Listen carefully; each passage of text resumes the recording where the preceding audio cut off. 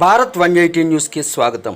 శ్రీకాకుళం జిల్లా ఆముదాలవలస పట్టణంలో వైఎస్ఆర్ ఆసరా 4వ విడత డ్వాక్రా రుణమాఫీ నమూనా చెక్కును శాసనసభ స్పీకర్ తమ్మినేని సీతారాం చేతుల మీదుగా ఆముదాలవలస, పొందూరు, బోర్జా పరిధిలో గల లబ్ధిదారులకు అందజేశారు.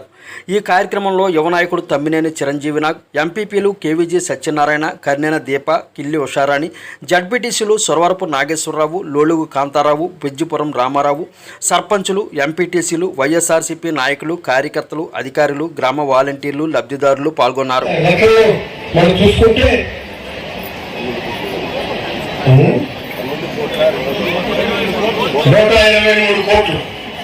మొత్తం 4,395 గ్రూపులకి 46,611 సభ్యులకి 3,30,74 రూపాయలు మనకి ఈ విడత మనకి అందే. అలాగే 4వ విడత కలిపి 122,94 రూపాయలు మళ్ళీ మనకి అందుతాయి.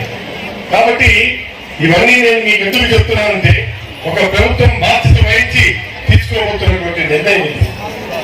ఈ విధంగా మనం చాలా స్పష్టంగా ఈ ఇన్ని విడతలుగా డేట్ ప్రకటించి ఫలానా డేట్కి ఈ అవసరమైనటువంటి కార్యక్రమాన్ని నేను విడుదల చేస్తున్నానని చెప్పి డేట్ ఇచ్చి టైం ఇచ్చి మీరు వచ్చి తీసుకోకపోండి అని చెప్పినటువంటి ప్రభుత్వం, ముఖ్యమంత్రి ఈనాడు జగన్మోహన్ రెడ్డి గారిని మీకు పనులు చెప్తున్నాను.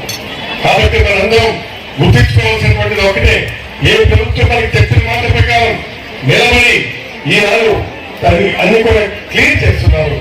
ఏ విధంగా అన్ని కూడా ఏ విధంగా అయితే ఆయన తీర్పిస్తున్నారో మనం గమనించాలి.